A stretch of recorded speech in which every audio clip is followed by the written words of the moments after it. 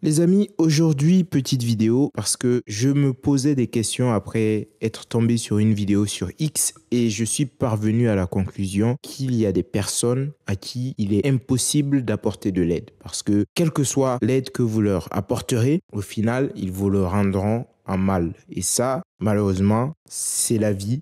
Je crois qu'il y a des personnes qu'on ne peut pas aider parce que c'est leur nature.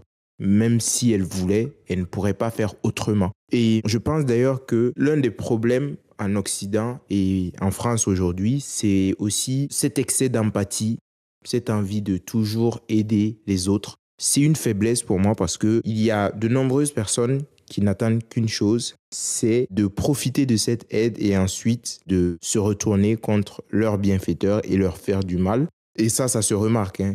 De toute façon, dans le monde, quand vous regardez qui sont les personnes qui sont à l'initiative de projets philanthropiques, qui sont à l'initiative d'ONG, etc., en grande majorité, ce sont les pays occidentaux. C'est très bien de vouloir faire du bien à des gens, de vouloir aller dans leur pays, essayer de les aider ou même de les accueillir. Mais sachez que ça reste quelque chose de très risqué et que ça risque de finir par vous péter à la gueule. Bon, déjà, on voit quelques prémices de ce qui attend les Occidentaux si ça continue comme ça. Mais après, on verra ce qui va se passer dans l'avenir. Et pourquoi je dis ça, c'est parce que je suis tombé sur une vidéo qui m'a un peu fait rigoler, qui m'a choqué aussi parce que cette vidéo illustre exactement ce que je dis. Vous allez voir qu'il y a beaucoup de choses qui ne vont pas, mais je pense que c'est vraiment représentatif de ce qui se passe aujourd'hui en France. Avant tout, n'oubliez pas de vous abonner, de liker, de partager et de commenter, c'est très important.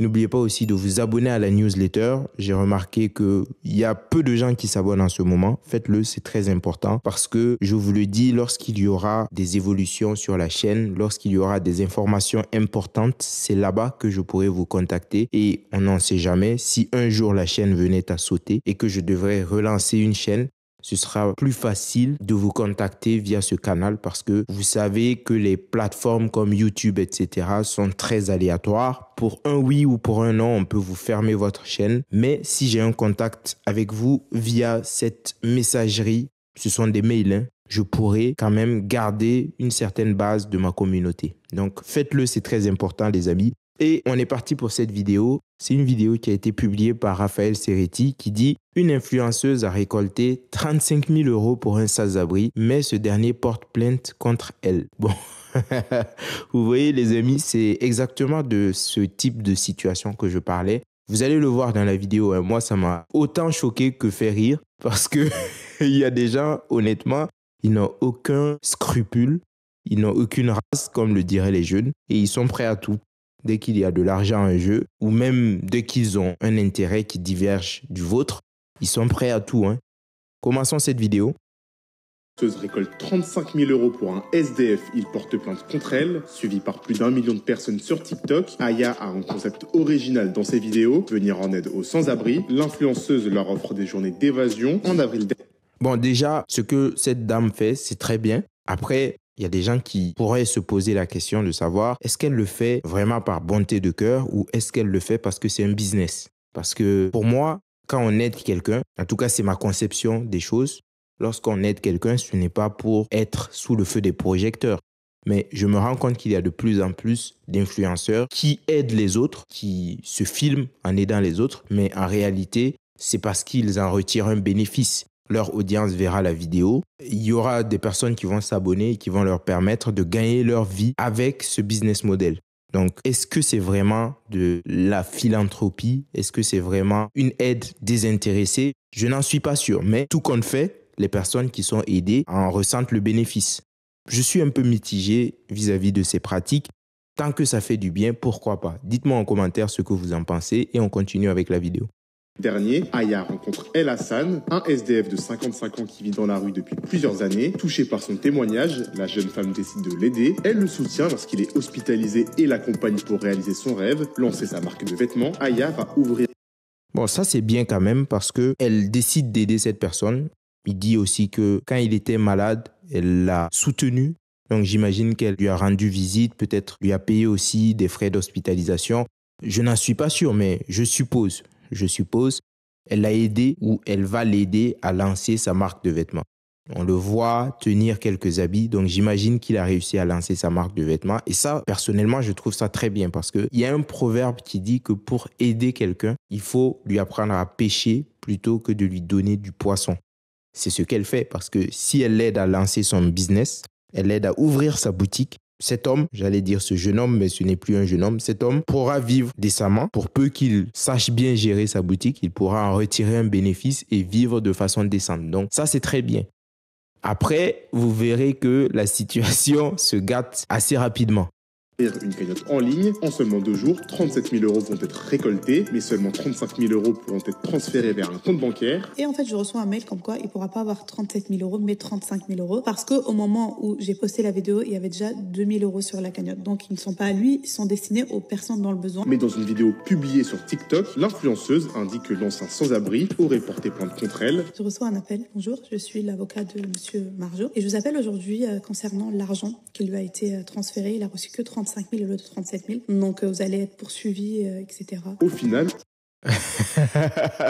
Bon, je ne sais pas exactement comment fonctionnent ces cagnottes en ligne. Pour ceux qui connaissent, dites-le moi. Est-ce que c'est possible d'ouvrir une cagnotte comme ça et de rajouter une cause à cette cagnotte par la suite? Je ne sais pas. Personnellement, j'ai déjà participé à quelques cagnottes. C'était des cagnottes avec un intitulé, il fallait aider quelqu'un ou il fallait aider des familles ou des régions du monde qui avaient subi peut-être des tremblements de terre ou d'autres intempéries. Et ça, oui, je comprends. Mais une cagnotte sans intitulé où il y avait déjà 2 000 euros, je ne sais pas.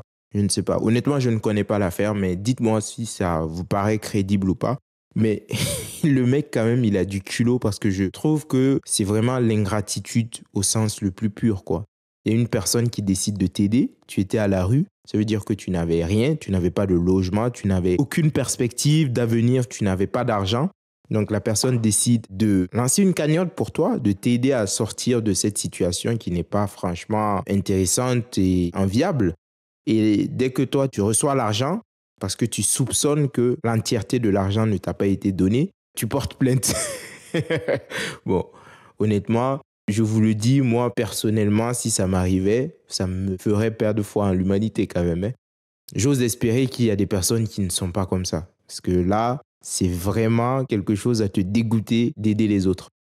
Aucune procédure n'a été engagée. De son côté, El Hassan affirme que le montant exact de la cagnotte ne lui a jamais été communiqué et accuse Aya d'avoir tenté de le manipuler. Elle dit qu'elle a ouvert la cagnotte pour plusieurs personnes et il y avait 2 000 euros avant moi. C'est pas vrai. Une cagnotte ne peut pas être ouverte pour un collectif. Chaque cagnotte doit être nominatif. El Hassan confie également qu'il ne comptait pas porter plainte contre Aya, mais contre la plateforme de la cagnotte. Et le mec, il connaît ses droits, hein. Pour ça, il connaît ses droits. Et d'ailleurs, je me demande comment il a pu trouver un avocat parce qu'il est SDF. Bon, après, on est en France. Hein. Il y a des avocats qui en font un business parce qu'il y a l'aide d'État. Donc, prendre même des migrants qui viennent d'arriver, ce n'est pas un problème. Ils seront payés par l'État. Il y a l'aide juridique. Ouais. Ça s'appelle comme ça, c'est l'aide juridique. OK.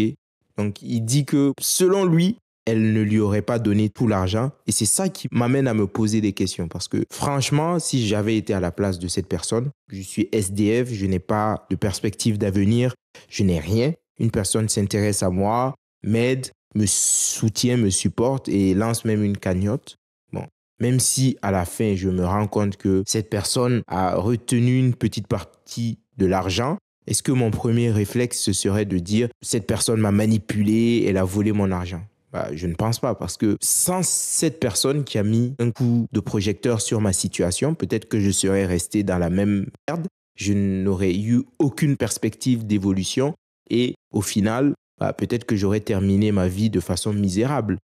Je crois personnellement que j'aurais pris l'argent et je lui aurais dit merci. Même si je me dis que peut-être qu'elle a retenu une partie de l'argent, c'est pas grave. Elle a déjà fait énormément pour moi, mais pour lui, c'est pas la même logique. Voilà. Donc, vous voyez, les amis, c'est quand je vois des vidéos comme ça que je me dis, honnêtement, il y a des personnes qu'il est impossible d'aider.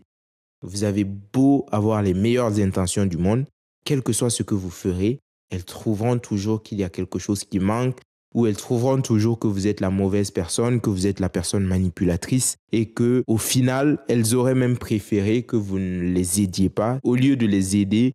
pour leur retirer une petite partie de leurs dons ou de leurs bénéfices. C'est une façon de voir les choses. Et si je fais une petite analogie avec ce qui se passe en France aujourd'hui, j'ai l'impression qu'il y a pas mal de paramètres qui se ressemblent.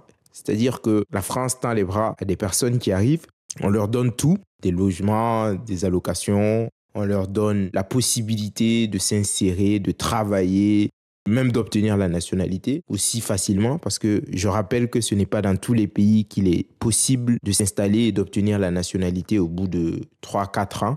En France, c'est possible, hein. Si vous ne le savez pas, sachez-le. Il y a des gens qui arrivent, qui font 3-4 ans maximum, ils demandent la nationalité française et ils l'ont. C'est d'ailleurs pour ça que cette nationalité est bradée et que plus personne ne respecte ce pays.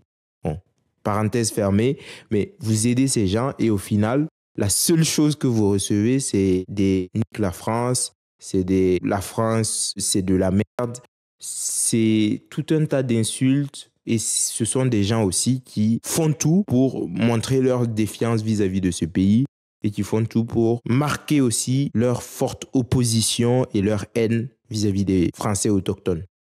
Est-ce que ce système pourra perdurer encore longtemps?